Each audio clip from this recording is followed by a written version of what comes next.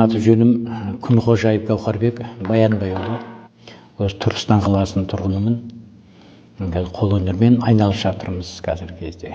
Ағаш өнеріндегі қызығушылығым бұл бала күннен басталыпты. Мынау өзіміз бала күнімізде құрт жаямыз ғой. Думаласа құрт жайып, қасымда інелерім, әпкелерім құртты балақтап отырса, мен отырып алып түйелерді, сондай әртүрлі бейнелер жасап, қасқырлар жасап қоя береді екен. Сол анам марқұм кейін күлетін. Соның бәрі думалатып құрт жайып отырса, дереу түрлі сувенирлерді жаңағы. Сондайлар жасап отыр едім әртүрлі мүсіндерді деп. Бала енді былай жасап бастағаным сол бала кезімде ғой, бір 12-13 жаста кезімде қалтамда ылғи әкемнің бәкіс жүреді, шаппасы. Сонымен жаңа қоз лақпақ жүріп, далада мына көнеден қалған құмыралар ұстады. Сол құмыраларды алып қарап, жаңа құмыраға аяушылық танытатын. Ой, бейшара-ай, бір кезде бір аталарымыз осыны құмыраны жасап шығарды. Соның қолымен ұстаған құмырасын сынығы мен қолымен ұстап отырмын. Қанша жылдар өтті екен, қанша ғасырлар өтті екен деп қызығып, сол отырып алып мен жаңағы атамның жасаған жалғастырайын деп, балалы ғой, қиял ғой. Сонымен ой бір туындылар шығарыппын. Соны анам марқұм бір 30 жыл сақтап келген қолыма берді. Балам, мына өнерін танисың ба деп. Қарасам бала кезімде жасаған. Мына әлі сақтап жүрсің бе? Сақтап қойғам деп. Өнер индемен құдық қазғандай дегенде өте уақытты алады. Жұмыс өте жай жүреді.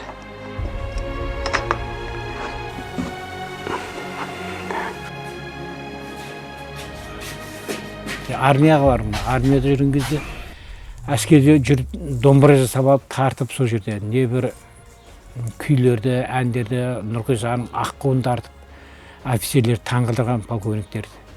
Ой, олар айтатын, какой-то одна палка, два струна, как такой звук дают деп, дыбысына таңғалатын өзі бір екшекпен қаны жасалған. Соны өзім жасап, соны тартып, бұлмен әнді айтуға болады деп, өлеңде тартып айтып беретін отырып. Сыртын бәрін әрлендіріп, табиғаттар түсіріп, жәндегі ағашты ойып әскер. Оны бір жасауын бір 3 күнде жасағам, өзім таңғалам. Құрып бәкімен жасағам, шаппамен. Сонымен 3 күнде жасап тұрдым барам. Қазір мықты аспаптарым болып тұрған өзінде, қазір кем дегенде бір 10 күнде бітіресің бір домбыранды. Ал 3 күнде қалай жасағам деп өзім тақалам. Ана әуестік қой, қызығушылық. 3 күн бір асығыс жасағам. Офицерлер тексеру келген кезде мен жұмсақ жіберді деп алда жүреді ол, өтірік айтып. Мен басым онда биік жерге бір жарық түсіп тұрған жерге контейнердің үстіне отырып алғам, сөйлеп отырып жасап шығарғам.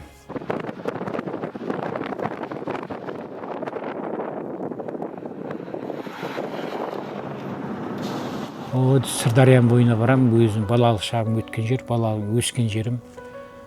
Ақын Жақып деген Қосәуле бар, сол жерге зиратым жасап, Құранымды оқып. Сол жерде аталарымыз бар, әжем жатыр сол жерде, соларға Құранымды оқып, сол жерде бір демалам. Мешіт бар сол жерде бір 2 ғасырлық. Судың кезінде салынған.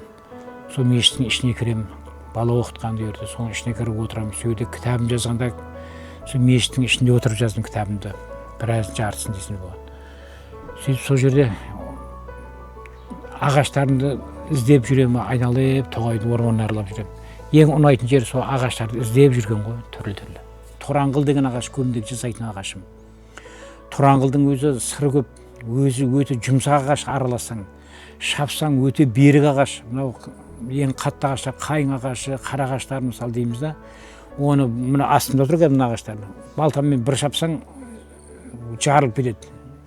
Тораңғыл ағашын қанша шапсаң да балтаң орында қадалып тұрып қалады, жарылмайды. Ағаш бірімен-бірі ішінде байланып өседі. Міне осындай нәрселердің бәрі ерекшеліктер бар ағаштың. Бұл мүйіздерді әр жерден жинаймыз негізі. Кетіп бара жатқан жеріміз далалардан, Қаратаудың шатқалдарынан түрлі мүйіздер шығып қалады. Еске көне көріп тұрсың ғой, көне мүйіздер еске. Сондайлар жинаймыз соны. Сөйтіп әкеліп туындыларға, енді оны мынандай деп алмайсың ғой, жатқан нәрсені ала саламыз, мүйіздерді. Келгеннен кейін барып, ағаштың тұрған, өскен, жасаған бүйіміздің құрылысына қарай, және өңдейміз, қайта кесеміз, сөйтіп ішіне біріктіріп келтіреміз. Мынау өгіздің мүйіздерін неге пайдаланамыз? Мыналарды қыздардың сәукелесі қыз жібере саламыз, ондай сәукеле ұқсап көрінеді ғой. Соны түрлі нәрсеге айналдырамыз. Енді ол кісінің әрдайым жаңағы осы кезге дейінгі енді тәжірибесі мол ғой енді. Енді ол кісілерден біздің алатынымыз әрдайым айтып жататын бір сөздерін естіп жатамыз. Еңбектену керек, қайтпау керек. Жаңағы әрбір жұмысына ол кісінің бір қызық жері жасаған бұйымдарына жаңағы шығармашылық бір арнау жасайды да. Жаңағы жырмен болсын, әнмен болсын. Мына бесік жаңа ынтымақ онда өлеңдетіп өтті. Бұнда айта кетейін. Алшыдан түссін асығы бесігінде баланың, даналар шыққан тал бесік ауасын жұтып даланың. Ұлы күшке байланған қуаты артсын сананың, ақ кемедей қалқысын шетінде қалмай жағаның. Болымды болып бой түзеп батасын алсын дананың, атанаға аманат ертеңге бала шағаңда сөйлеп тұр. Бір мысал, бір жұмысым өзі 1,5 жыл уақыт алады. Сонда уақыт алған жұмыстарым болды. Мынау кейінгі жер ана деген жұмысым 3,5 жыл уақыт алды. Солай. Ол жасалу уақыт есептемеймін жасатқанымды. Ана ойымды әкеліп тұйықтап, байланыстырып, тура біріктіріп, нық қойып алу. Сол көп уақыт алады. Өнермен мінезін ұштастырған ғой, ол кісі. Мынандай жұмысты жасау үшін сабырлық керек. Болған қызуқандылық болмайды бұл жұмысқа. Қызуқанды болсаң лақта жібересің. Өзім кейде қызуқандық салынып, қойшы деп лақта жіберемін, бұл болмайды. Ол кісі өйтпейді. Соны толық алып шығады, соны жасайды. Соны мысалы, жаңағы туындысын мысалы 3,5 жыл жасаған. Бөліп жасаған әрқайсысын. Оның бәріне шыдамдық керек, мінез керек, байсалдылық керек. Балық берме, қармақ бер деген сияқты. Осы өнерді үйретті ғой. Осы өнермен кішкентайымнан баулып, үйрен, ертең осының нанын да жейсің, осымен ел аралайсың, жер аралайсың деп, осымен көресің, дамисың деп. Алда уақытта осының өнерді ұстап алып қалу міндет. Осымен айналысып келатқан.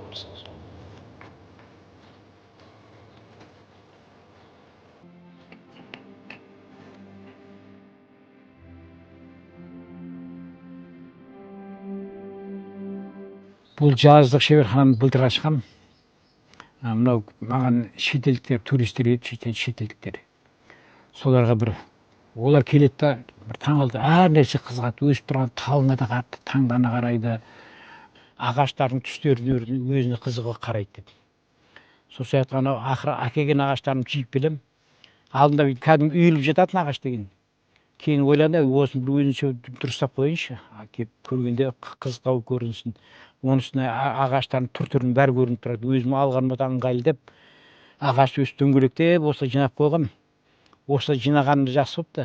Шетелдіктерден осыны айналып, осыны қызығын көріп жүретін ағаштармен. Қарасай қызық қой, түрлі тұт ағаштар бар жерде, шыңғыл, түрлі, айқұш-ұйқыш. Қарасаң, осының бәрі қызық болып көрінеді. Ең үлкен мұрасы бұл жаңа қазақтың үлкен осы ұлттық аспаптарын, яғни дәріптеп, елге таныстырып, әлемге таныстырып, келешек осы өскелең ұрпақтарға өзінің туындыларымен, мұраларымен өзінің ізін қалдырып жатыр деген ойдамын. Алда уақытта енді ол кісінің жұмыстарын көрген адамдар өзінің әр адам көрген туындысында әр нәрсенің жаңа бейнесін көріп жатады, яғни тарихи бұйымдарды жасап жатады. Философиялық шығармашылық жұмыстарға әбден жаңағы өзінің почеркісі дейді ғой, ізін қалдырып, келешек ұрпаққа таныстырып, өрбітіп жатыр қазіргі өзінің бұйымдарын.